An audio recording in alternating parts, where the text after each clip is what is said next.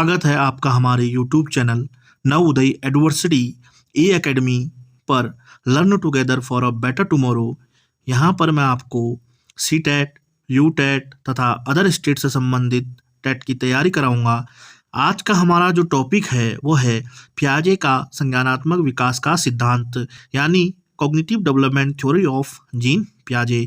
अगर मैं इस सिद्धांत की बात करूं तो ये परीक्षा की दृष्टि से एक इम्पोर्टेंट टॉपिक है, क्योंकि चाहे वो सी टेट हो, यू टेट हो या अदर स्टेट के टेट हो, तो इस सिद्धांत में से लगभग 3 या 4 क्वेश्चन तो आते ही हैं। अर्थात अगर आपने इस सिद्धांत को एक बार देख लिया तो कन्फर्म है आपके 3 या 4 नंबर कहीं नहीं जाएंगे। चलिए स्टार्ट करते हैं। पियाजे का संज्ञानात्मक विकास का सिद्धांत, यानी कि cognitive development theory of Jean पियाजे। ठीक हो गया। जीन पियाजे की बात करूं तो जीन पियाजे कहाँ के मनोवैज्ञानिक थे? जीन पियाजे कहाँ के मनोवैज्ञानिक थे? स्विट्जरलैंड के मनोवैज्ञानिक थे। शॉर्टकट में इन्हें क्या कहते हैं? स्विस मनोवैज्ञानिक। स्विस का अर्थ क्या है यहाँ पर? स्विट्जरलैंड। ठीक हो गया। यह पूछ सकता है कि क्या कहते हैं, जीन पियाजे कहाँ के निवासी थे या कहाँ के मनोवैज्ञानिक थे? वो कहाँ के मनोवैज्ञानिक थे? स्विट्जरलैंड के मनोवैज्ञानिक थे। अगर मैं इनके जन्म की बात करूं तो इनका जन्म कब हुआ था? 9 अगस्त 1896 को इनका जन्म हुआ था। अगर इनकी मृत्यु की बात करूं तो मृत्यु कब हुई थी? 16 सितंबर 1980 को इनकी मृत्यु हुई थी। बात करें इनके जन्म की तो जन्म कब हुआ था? 9 अगस्त 1896। याद करिए, याद करो कि जीन पियाजे का जन्म कब हुआ था? 9 अगस्त 1896 को। और इनकी मृत्यु कब हुई थी? 16 सितंबर 1980 को इनकी मृत्यु हुई थी। जीन पियाजे ने विभिन्न प्रयोग किए, और वह प्रयोग किस पर करे? वह प्रयोग उसने अपने बच्चों पर तथा आस पड़ोस के बच्चों पर प्रयोग करे। ठीक हो गया। उनमें उनकी 2 पुत्रियां और 1 पुत्र था तथा आस पड़ोस के बच्चे थे। ठीक। इस सिद्धांत को परीक्षा में कई बार पूछा गया है कि जीन पियाजे के सिद्धांतों को अन्य किस नाम से जाना जाता है, अर्थात उनका दूसरा नाम दिया जाता है और पूछा जाता है कि यह सिद्धांत किस सिद्धांत से रिलेटिव रखता है। ठीक हो गया। या किस सिद्धांत को यह सिद्धांत कहा जाता है। ठीक हो गया। जैसे संज्ञान का सिद्धांत किसे कहा जाता है? संज्ञानात्मक विकास के सिद्धांत को ज्ञानात्मक भी कहते हैं, इसे विकासात्मक भी कहते हैं, मानसिक विकास का सिद्धांत भी इसे कहते हैं तथा अवस्था का सिद्धांत भी इसे कहते हैं। इस प्रकार हम कह सकते हैं कि संज्ञानात्मक विकास के अन्य नाम, संज्ञानात्मक विकास के सिद्धांत के अन्य नाम क्या है? संज्ञान, ज्ञानात्मक, विकासात्मक, मानसिक विकास का सिद्धांत या अवस्था का सिद्धांत। क्वेश्चन में पूछ सकता है कि मानसिक विकास का सिद्धांत किसने दिया? तो मानसिक विकास का सिद्धांत किसने दिया? जीन पियाजे ने दिया। या अवस्था का सिद्धांत किसने दिया? अवस्था का सिद्धांत भी किसने दिया? जीन पियाजे ने दिया। ठीक है। अगला देखिए पॉइंट। पियाजे का मानना था कि व्यक्ति के विकास में उसका बचपन एक महत्वपूर्ण भूमिका अदा करता है। यह सिद्धांत ज्ञान की प्रकृति के बारे में बताता है कि मानव कैसे ज्ञान को ग्रहण करता है, कैसे प्राप्त ज्ञान को एक एक कर जोड़ता है तथा कैसे प्राप्त ज्ञान को उपयोग करता है। जीन पियाजे का मानना था कि विभिन्न आयु स्तरों में ज्ञान में जो परिवर्तन आते हैं वो किस प्रकार आते हैं, कैसे बालक उस ज्ञान को एकत्रित करता है तथा कैसे उस ज्ञान का प्रयोग आने वाली समस्याओं में करता है। ठीक। अगला पॉइंट देखिए।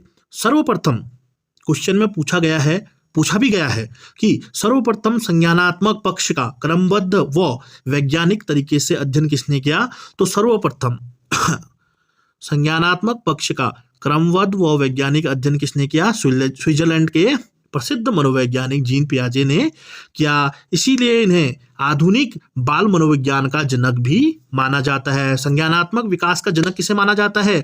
जीन पियाजे को। आधुनिक बाल मनोविज्ञान का जनक किसे माना जाता है? जीन पियाजे को। क्वेश्चन याद रखिएगा, संज्ञानात्मक विकास का जनक किसे माना जाता है? जीन पियाजे को। आधुनिक बाल मनोविज्ञान का जनक किसे माना जाता है? जीन पियाजे को।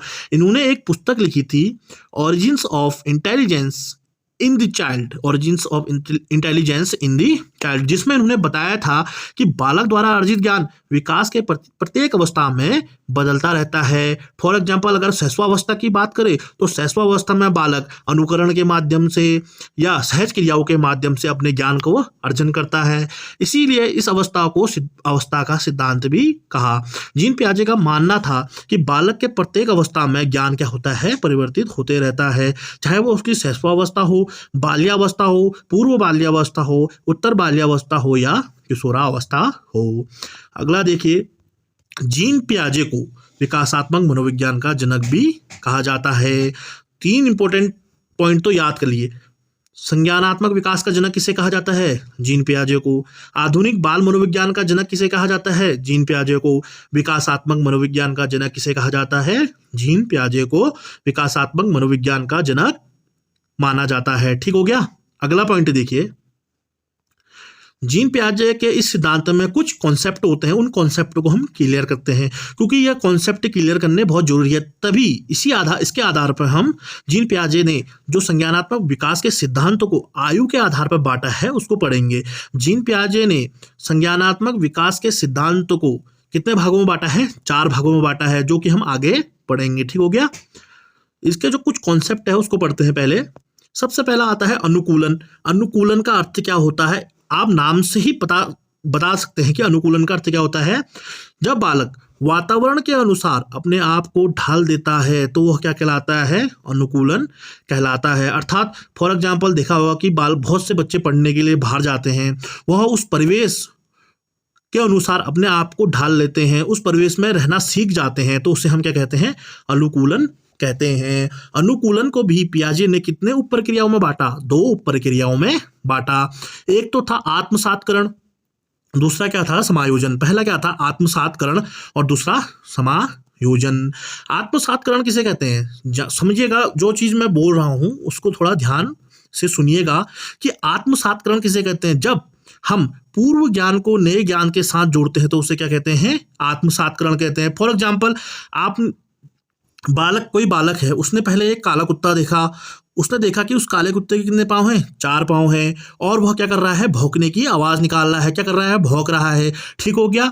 तो उसी कुछ देर बाद उसने दूसरा कुत्ता देखा जो कि क्या था? सफेद कलर का था, उसके भी 4 पाँव थे और वह भी भौंकने की आवाज निकाल रहा था। तो इस बात आधार पर उसने क्या किया? दोनों में पूर्व ज्ञान क्या था? उसका काला कुत्ता और 4 पाँव और भौंकने की आवाज। नवीन ज्ञान क्या था? उसका 4 पाँव, भौंकने की आवाज और सफेद रंग का कुत्ता। ठीक हो गया, सफेद रंग का कुत्ता।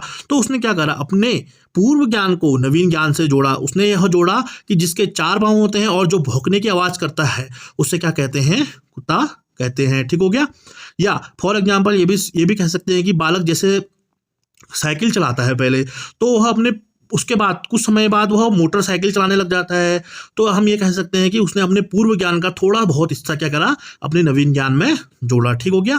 अगला देखिए, समायोजन। समायोजन किसे कहते हैं? सुनिएगा। जब बच्चा अपने पुराने स्कीमा का अर्थ होता है ज्ञान। ठीक हो गया। स्कीमा को हम यहाँ पर किससे जोड़ेंगे? ज्ञान से जोड़ेंगे। जब बच्चा अपने पुराने स्कीमा में परिवर्तन करना शुरू कर देता है तो उससे क्या कहते हैं? समायोजन कहते हैं।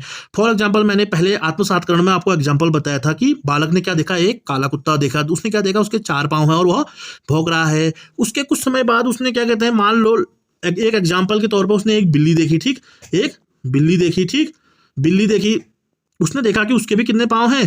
4 पाँव हैं, लेकिन वो आवाज क्या कर रही है? थोड़ा सा डिफरेंट कर रही है।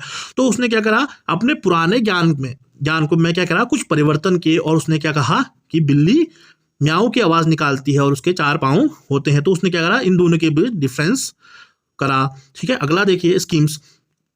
स्कीम्स क्या होते हैं? किसी काम को करने के लिए हमारे पास जो तरीके होते हैं, एक प्रकार से हम कह सकते हैं कि डिफरेंट वे। स्कीम्स का अर्थ क्या होता है? डिफरेंट वे में जो हम कार्य करते हैं तो उसे क्या कहते हैं? स्कीम्स कहते हैं। ठीक। जीन पियाजे का क्या कहना था? किसी काम को करने के लिए हमारे पास जो विभिन्न प्रकार के तथ्य होते हैं उसे हम क्या कहते हैं? स्कीम्स कहते हैं। फॉर एग्जाम्पल, जब बालक बचपन में होता है या शैशवावस्था में होता है, तो जब उसे भूख लगती है तो वो क्या करता है? रोने की आवाज करता है। तो उसे पता है जब मैं रोऊंगा तो मुझे क्या मिलेगा, खाना मिलेगा। तो वो क्या करता है, अपने भूख को शांत करने के लिए क्या प्रतिक्रिया कर रहा है, रोने की आवाज निकाल रहा है। यानी कि खाना प्राप्त करने के लिए वो क्रिया क्या कर रहा है, रोने की आवाज निकाला है। अगला देखिए स्कीमा। मैंने आपको बताया था स्कीमा को हम क्या कह सकते हैं, एक प्रकार से ज्ञान कह सकते हैं। जब शरीर के द्वारा किए जाने वाले क्रियाएं जो माइंड से जुड़ी होती हैं, ठीक, जैसे फॉर एग्जांपल अभी आप मेरा मोबाइल ये स्क्रीन देख रहे होंगे तो मोबाइल पे, तो आप जब अपने स्क्रीन को ऊपर नीचे कर रहे हैं, काम तो क्या कर रही है, आपकी उंगलियां कर रही है, लेकिन सोच कौन रहा है, आपका माइंड सोच रहा है। तो उसे हम क्या कहते हैं, स्कीमा कहते हैं। अगला देखिए मानसिक क्रिया।